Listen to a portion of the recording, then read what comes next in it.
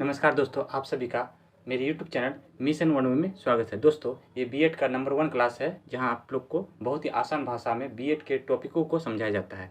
तो दोस्तों, आइए आज हम लोग बात करते हैं एटीट्यूड टेस्ट यानी कि अभिवृत्ति परीक्षण। इसको हम लोग मनोवृत्ति परीक्षण भी कहते हैं। ठीक है, तो आप लोग को कन्फ्यूज होने की कोई ज़रूरत नहीं है। अभिवृत्ति परीक्षण को ही मनोवृत्ति परीक्षण कहते हैं। तो एटीट्यूड टेस्ट क्या है, आइए इसको हम लोग देखते हैं। ठीक है, तो सबसे पहले इसका हम लोग अर्थ देखेंगे।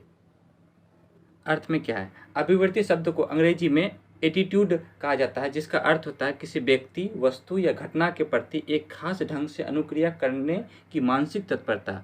मतलब अभिवृत्ति जो होती है, मनोवृत्ति, एक प्रकार की मानसिक क्षमता होती है जो किसी व्यक्ति, वस्तु, घटना या विषय के बारे में हम लोग उसके सकारात्मक और नकारात्मक बातों को ध्यान में रखते हुए जो है उसके प्रति अनुक्रिया देते हैं। उसी को हम लोग बोलते हैं अभिवृत्ति परीक्षण।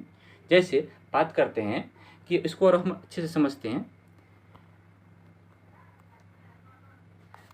अर्थात हम कह सकते हैं कि व्यक्ति अपने मनोवृत्ति के द्वारा किसी व्यक्ति, वस्तु या घटना में अनुकूलता या प्रतिकूलता के प्रति अनुक्रिया करने में तत्परता पाई जाती है। ठीक है, उदाहरण के तौर पर जिस छात्र की मनोवृत्ति यदि कला के प्रति अनुकूल होती है तो उसकी मनोवृत्ति कलाकारों, रंग, चित्रकारी आदि के प्रति अनुकूल होगी। मतलब ये होता है कि अगर जिस छात्र का आर्ट्स के प्रति यानी कला के प्रति अगर उसे रुचि होती है तो उन्हें रंग, कलाकारों, चित्रकारी, है ना, इन सभी के प्रति उन्हें क्या होगी? रुचि होगी। इसी को बोलते हैं हम लोग मनोदशा यानी मनोवृत्ति। ठीक है, उसी प्रकार यदि किसी छात्र की मनोवृत्ति कला के प्रति प्रतिकूल होती है, मतलब उसको इंटरेस्ट नहीं है कला में, तो वह कला के विभिन्न पहलुओं को तुच्छ बताएंगे कि ये कला जो सब्जेक्ट है उसको जो वो तुच्छ बताएंगे, उसकी बुराइयां करेंगे। अर्थात उन्हें प्रति वो नापसंद बतलाएंगे, उनके प्रति वो उन्हें क्या बताएंगे? नापसंद बताएंगे कि ये कला ठीक नहीं है। तो इस प्रकार मनोवृत्ति हम कह सकते हैं, मनोवृत्ति एक प्रकार की मानसिक योग्यता है जो उस विषय, व्यक्ति या किसी टॉपिक के अकॉर्डिंग जो है व्यक्ति क्या सोचते हैं उसके प्रति, वही है मनोवृत्ति। ठीक है, आइए फिर इसको हम लोग देखते हैं कि कई सारे मनोवैज्ञानिकों ने इसकी जो है परिभाषाएं अपने अनुसार दी है, अलग अलग ढंग से। तो सबसे पहले परिभाषा दिया था थर्स्टन के अनुसार। ठीक है, क्योंकि मनोवृत्ति की में थर्स्टन का बहुत बड़ा योगदान था, इसलिए सबसे ज़्यादा जो है थर्स्टन ने ही मनोवृत्ति के बारे में इसका जो है मापन किया था। तो थर्स्टन ही सबसे पहले मापन इसका शुरू किया था। तो थर्स्टन के अनुसार किसी मनोवैज्ञानिक वस्तु से संबंधित ऋणात्मक या धनात्मक प्रभाव की मात्रा ही अभिवृत्ति कहलाती है। हम किसी वस्तु के या से संबंधित उसके अगर धनात्मक पक्ष और ऋणात्मक पक्ष के बारे में अब जो मनोदशा रखते हैं उसी को हम लोग क्या करते हैं? अभिवृत्ति कहती है। ये बात कही थी थर्स्टन ने। ठीक है, फिर दूसरा मनोवैज्ञानिक है जिसका नाम है जेम्स ड्रेवर के अनुसार। जेम्स ड्रेवर क्या कहते हैं कि अभिवृत्ति विचार, रुचि या उद्देश्य प्रकट करने का अधिक या कम स्थिर समूह है जिसमें निश्चित प्रकार के अनुभव के निहित होने की संभावना और उचित अनुक्रिया की तत्परता रहती है। ये बात कही थी जेम्स ड्रेवर के अनुसार। ठीक है, फिर उसके बाद है रेमर्स, रूमेल तथा गेज के अनुसार अभिवृत्ति अनुभावों के माध्यम से व्यवस्थित एवं संवेगात्मक प्रवृत्ति होती है जो नकारात्मक या सकारात्मक रूप से किसी मनोवैज्ञानिक वस्तु के प्रति अनुक्रिया करती है। ये बात कही थी रेमर्स, रूमेल और गेज के अनुसार। ठीक है, कि मनोवृत्ति जो होती है एक प्रकार की संवेगात्मक प्रवृत्ति होती है जो किसी वस्तु, विषय, है ना, के प्रति जो है नकारात्मक और सकारात्मक रूप से हम उसकी प्रतिक्रिया को देखते हैं। ठीक है, अब हम लोग बात करेंगे कि मनोवृत्ति के घटक, कंपोनेंट्स ऑफ एटीट्यूड। तो मनोवृत्ति के कितने घटक होते हैं? तो मनोवृत्ति के 3 घटक होते हैं। पहला होता है संज्ञानात्मक घटक, दूसरा होता है भावात्मक घटक और तीसरा होता है व्यवहारात्मक घटक। ठीक है, तो मनोवृत्ति के कितने घटक होते हैं? 3 घटक होते हैं, संज्ञानात्मक घटक, भावात्मक घटक और व्यवहारात्मक घटक। ठीक है, तो हम लोग पहला देखते हैं संज्ञानात्मक घटक क्या होता है। इस घटक में व्यक्ति की मनोवृत्ति, वस्तु के प्रति ज्ञान तथा उसका विश्वास आदि सम्मिलित होता है। संज्ञानात्मक घटक में व्यक्ति जो चीज़ सीखता है, जो ज्ञान उसके अंदर में आती है, उसके प्रति जो विश्वास उत्पन्न होता है, उसी को हम लोग बोलते हैं संज्ञानात्मक घटक। ठीक है, फिर है दूसरा में भावात्मक घटक। भावात्मक घटक क्या होता है? इस घटक में व्यक्ति की मनोदशा वस्तु के प्रति सुखद या दुखद का भाव होता है कि अगर हम उस कार्य को करते हैं, उसके प्रति मुझे इंटरेस्ट है तो मुझे आनंद मिलेगा यानी सुख मिलेगा। अगर मुझे उस कार्य के प्रति रुचि नहीं है, रुझान नहीं है, यानी कि इंटरेस्ट नहीं है, तो उससे मुझे क्या होगा? दुखद का एहसास होगा। तो यहाँ पे भावात्मक घटक का मतलब होता है कि इस घटक में व्यक्ति की जो मनोदशा होती है, मनोवृत्ति होती है, उस कार्य के प्रति सुखद या दुखद का भाव उत्पन्न होता है। ठीक है। तीसरा है व्यवहारात्मक घटक। व्यवहारात्मक घटक क्या होता है? इसमें व्यक्ति मन में अपनी मनोवृत्ति वस्तु के प्रति एक प्रतिकूल या अनुकूल व्यवहार करने से होता है।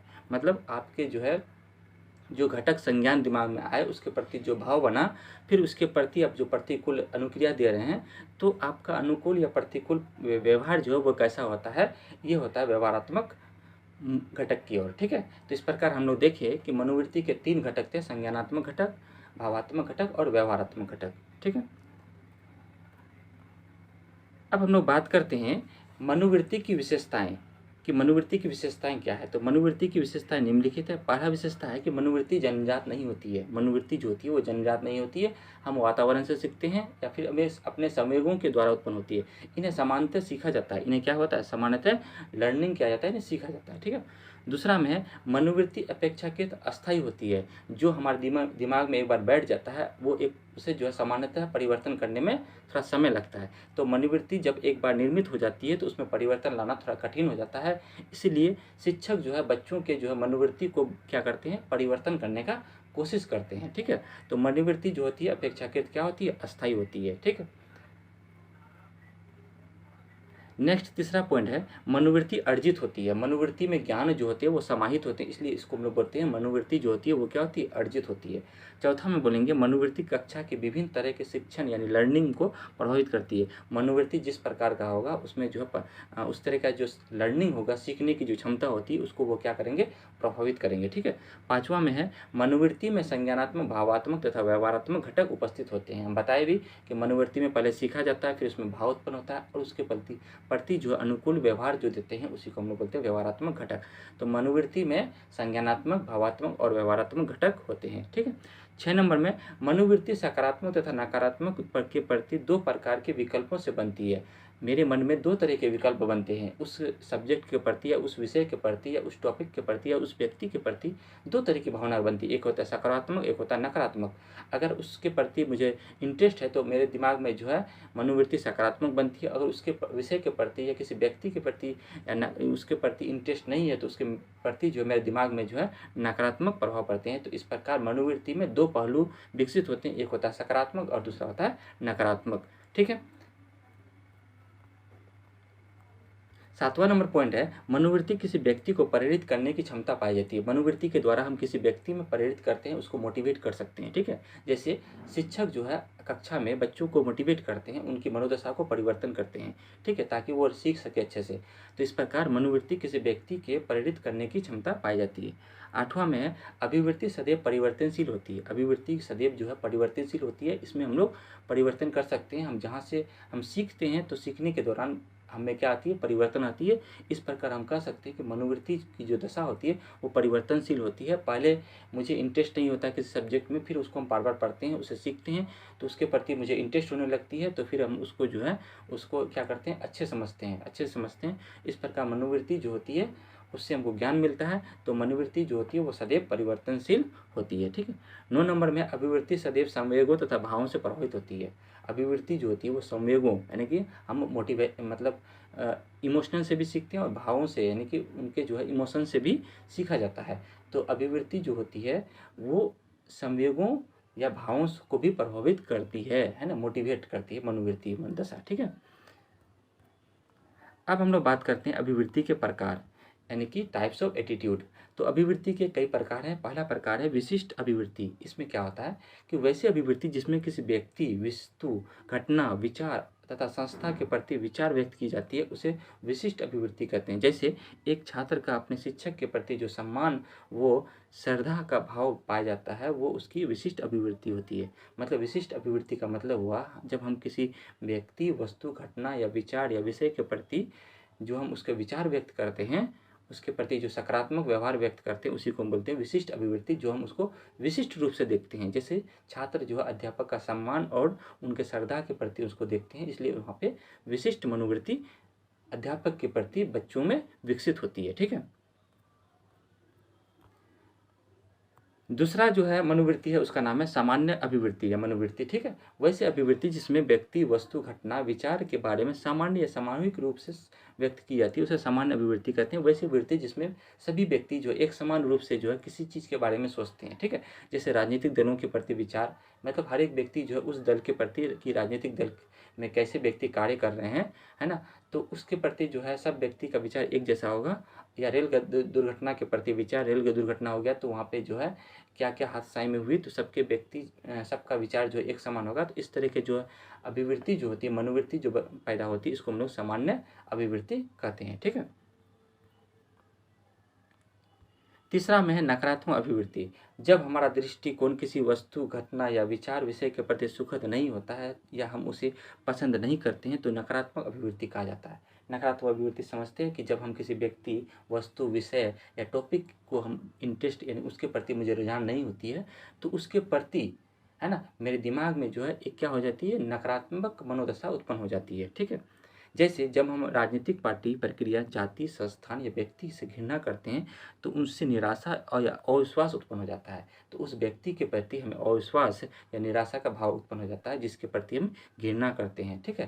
जैसे जाति हो गया, संस्थान हो गया, राजनीतिक पार्टी हो गया। ठीक है। तो इस तरह के मनोदशा को हम लोग नकारात्मक मनोदशा कहते हैं। ठीक है। फिर चौथा में है मानसिक अभिवृत्ति। मानसिक रूप से जब हम विभिन्न पहलुओं के प्रति भिन्न भिन्न अभिवृत्ति होती है, मतलब मानसिक अभिवृत्ति का मतलब सभी व्यक्तियों में जो मनोवृत्ति होती है सभी में एक दूसरे के प्रति जो होती है वो अलग अलग होती है, सबका जो पहलू अलग अलग होता है। जैसे सौंदर्यभूति, सामाजिक अभिवृत्ति, धार्मिक अभिवृत्ति, सब में क्या होती है, एक जैसी नहीं होती है, सब में क्या होती है, अलग अलग होती है। ठीक है। तो इस तरह का मनोवृत्ति को हम लोग मानसिक मनोवृत्ति कहते हैं। चलिए अब हम लोग बात करते हैं नेक्स्ट पॉइंट की ओर, अभिवृत्ति के मापन यानी कि एटीट्यूड टेस्ट। ये जो है एग्जाम की दृष्टि से बहुत इंपॉर्टेंट है, पूछता भी है कि अभिवृत्ति के मापन कौन कौन है। ठीक। सन 1927 ईस्वी में थर्स्टन ने सर्वप्रथम अभिवृत्ति मापन का कार्य शुरू किया। सबसे पहले जो है कौन से मनोवैज्ञानिक ने अभिवृत्ति का मापन का कार्य शुरू किया तो वो थे थर्स्टन। ठीक है। अभिवृत्ति के प्राकृतिक आंतरिक होने के कारण इसका मापन करना सदैव कठिन था, क्योंकि ये मानसिक क्षमता से संबंधित है अभिवृत्ति, इसलिए इनका थोड़ा मापन करना क्या था, कठिन हो गया था। फिर भी समय समय पर आवश्यकताओं के अनुसार अभिवृत्ति के मापन के विभिन्न प्रयास मनोवैज्ञानिकों ने अपने अनुसार किए। अभिवृत्ति मापने की अनेक विधियां निम्न है। ठीक है। जिसमें पहला है व्यवहारिक विधियां। पहला क्या है, व्यवहारिक विधि। दूसरा है मनोवैज्ञानिक विधि। इस प्रकार जो है मतलब ये हुआ कि अभिवृत्ति का मापन करना थोड़ा कठिन था, लेकिन अलग अलग मनोवैज्ञानिक आते गए और समय समय पर अनुसार जो है अभिवृत्ति मापन का जो है प्रयोग जो है कार्य को आगे बढ़ाया गया। तो इस प्रकार से जो है अनेक विधियां बनाई गई, जिसमें पहले एक बना दिया व्यवहारिक विधियां और दूसरा बना दिया मनोवैज्ञानिक विधियां। ठीक है। अब हम लोग बात करते हैं व्यवहारिक विधियां क्या होती है। व्यवहारिक विधियों में व्यक्ति से सीधे सीधे प्रश्न पूछकर अथवा उसके व्यवहार का प्रत्यक्ष अवलोकन करके उसकी अभिवृत्तियों को जाना जाता है। मतलब व्यवहारिक अभिवृत्ति में हम किसी व्यक्ति की अगर मनोदशा को जानना हो तो उससे हम सीधे सीधे रूप से डायरेक्टली क्या करते हैं, प्रश्न पूछते हैं, ताकि उनकी मनोदशा को हम सीधे तौर पर जो है जान सके। ठीक है। तो इसमें भी जो है कई सारे विधि बनाए गए, जिसमें इसमें पहला विधि था प्रत्यक्ष प्रश्न विधि। प्रत्यक्ष प्रश्न विधि में किसी व्यक्ति, किसी वस्तु, व्यक्ति, ठीक है, आदि के प्रति सीधे सीधे प्रश्न पूछकर अभिवृत्ति ज्ञात किया जा सकता है। व्यक्ति के द्वारा दिए गए उत्तरों के आधार पर हम अभिवृत्ति ज्ञात की जा सकती है। मतलब प्रत्यक्ष प्रश्न विधि में हम किसी व्यक्ति के, किसी वस्तु के प्रति सीधे सीधे डायरेक्टली रूप से उससे प्रश्न पूछकर उससे ज्ञात कर सकते हैं उसकी मनोदशा को, और उसके दिए गए उत्तरों के आधार पर हम उसकी अभिवृत्ति को यानी मनोवृत्ति को जान सकते हैं। तो इस तरह के विधि को हम लोग प्रत्यक्ष प्रश्न विधि कहते हैं। ठीक है। दूसरा में है प्रत्यक्ष व्यवहार निरीक्षण विधि। प्रत्यक्ष व्यवहार निरीक्षण विधि क्या होता है, इस विधि में व्यक्ति के द्वारा अपने दिन प्रतिदिन के दिनचर्या के दौरान किए जाने वाले व्यवहार के द्वारा किसी व्यक्ति, वस्तु अथवा संस्था के प्रति उसकी अभिवृत्ति को ज्ञात किया जा सकता है कि व्यक्ति जो है डेली दिनचर्या में उसका कार्य कैसा रहा, उसकी मनोदशा कैसी रहती है, तो उसके डेली प्रतिदिन के जीवन में जो मनोदशा उत्पन्न होती है उसके बारे में जानने का प्रयास करते हैं। इसलिए इसको हम लोग प्रत्यक्ष व्यवहार निरीक्षण विधि कहते हैं, क्योंकि हम उसके व्यवहार को जो है प्रत्यक्ष रूप से जानने का कोशिश करते हैं, इसलिए इसका नाम पड़ गया प्रत्यक्ष व्यवहार निरीक्षण विधि। ठीक है, अब ये एक नंबर तो मेरा व्यवहारिक विधि खत्म हो गया। ठीक है, दूसरा होता है मनोवैज्ञानिक विधियाँ। ठीक है, तो व्यवहारिक विधि में दो था, एक प्रत्यक्ष प्रश्न विधि, दूसरा था प्रत्यक्ष व्यवहार निरीक्षण विधि। अब दूसरा में हम लोग बात करेंगे मनोवैज्ञानिक विधियाँ। कुछ व्यवहारिक विधियों में कमी रह जाती है, मतलब व्यवहारिक विधि में पहला में कुछ कमी रह गई, जिसे मनोवैज्ञानिक विधियों में इसे क्या कर दिया, जन्म करके जो है इसे कई सारी विधियों को जन्म लेके जो है उसके व्यवहारिक विधियों को समाप्त किया। ठीक है, तो इसमें पहला जो आता है उसका नाम है युग्म तुलनात्मक विधि। युग्म तुलनात्मक विधि क्या होता है इसको देखते हैं। इस विधि का विकास 1927 में थ्रस्टन ने किया था, युग्म तुलनात्मक विधि। ठीक है, इसका प्रतिपादन कौन किया था, थ्रस्टन ने किया था। थ्रस्टन ने कुछ कथनों की सूची बनाई थी। ठीक है, इसको क्या होता है, ये विधि क्या है इसको देखते हैं कि इसमें कुछ सबसे पहले इसका कुछ कथन बनाया था, सूची बनाई थी, और छात्रों को प्रत्येक जोड़े में दिए गए कथनों से उसके सहमति किसके साथ है और उसके असहमति किसके साथ है ये जानने का प्रयास किया, और उस कथनों को जोड़े में बनाया, और उस कथनों में से छात्रों से पूछने लगा कि किसमें आपकी सहमति है और किसमें असहमति है। ठीक है, तो उनकी ये सहमति और असहमति जानने का प्रयास किया, यानी कि सकारात्मक और नकारात्मक पक्षों को जानने का प्रयास किया। इसमें प्रत्येक कथन को अन्य कथन के साथ जोड़कर युग्म तैयार किया गया था तथा सभी जोड़ों के संबंध में सहमति और असहमति पूछी जाती थी। मतलब सभी प्रश्न को एक दूसरे के साथ जो है प्रत्यक्ष करके जोड़ा गया था, और सब में जो है दो पहलुओं पर बात की गई थी, एक सहमति और असहमति पर। इस प्रकार व्यक्ति एक ही समय में दो कथनों के जोड़े के साथ निर्णय अपना देते थे, अतः ये श्रेष्ठ अभिवृत्ति मापन है। यह अभिवृत्ति जो थी वो क्या थी, एक श्रेष्ठ अभिवृत्ति थी, क्योंकि इसमें जो है दोनों कथनों को एक साथ जोड़ के जो उनकी सहमति और असहमति को देखा जाता था, इसलिए इस विधि को हम लोग सबसे श्रेष्ठ अभिवृत्ति माना जाता है। ठीक है, तो ये मेरा पहला मनोवैज्ञानिक विधि का खत्म हुआ। ठीक है, दूसरा में है थर्स्टन तथा चेब की समदृष्टि अंतर्विधि। ठीक है, क्योंकि ये दो वैज्ञानिक थे, थर्स्टन और चेब, ये दोनों मिलकर दिया था इस विधि को, इसलिए इसका नाम पड़ गया थर्स्टन तथा चेब की समदृष्टि अंतर्विधि। इस विधि का प्रतिपादन थर्स्टन व चेब किया था। इस विधि में कुछ कथन होते हैं, ये जोड़ों में ना होकर स्वतंत्र रूप से होती है। इसमें जो है वो दोनों कथन जो होते हैं वो जोड़े में नहीं रहते इसमें। ठीक है, इसमें क्या रहेंगे, स्वतंत्र रूप से होती है।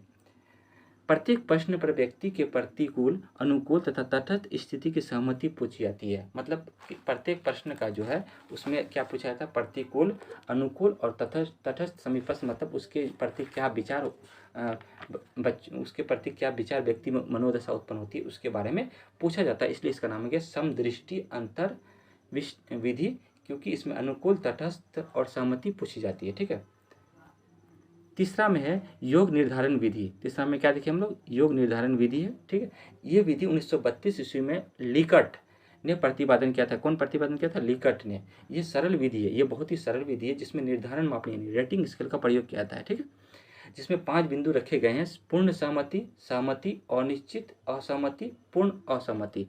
ठीक है, इस हिसाब से जो है यहाँ पे बच्चों के जो है या किसी व्यक्ति की जो है मनोदशा को यानी मनोवृत्ति को ज्ञात किया जाता है, जिसमें 5 पहलुओं पर देखा जाता है। पूर्ण सहमति, ठीक है, सहमति, अगर किसी प्रश्न का या किसी का व्यवहार के प्रति उनका जो है विषय के प्रति पूर्ण सहमति है तो पूर्ण सहमति, सहमति है तो सहमति, अनिश्चित है तो अनिश्चित, इस तरह से जो 5 बिंदु बनाए गए थे। ठीक है, रेटिंग स्केल को आपको पढ़ना है तो हम वीडियो बना चुके हैं रेटिंग स्केल का, इसका डिस्क्रिप्शन में लिंक दे देंगे, वहाँ से जो आप लोग रेटिंग स्केल का वीडियो को देख सकते हैं। ठीक है,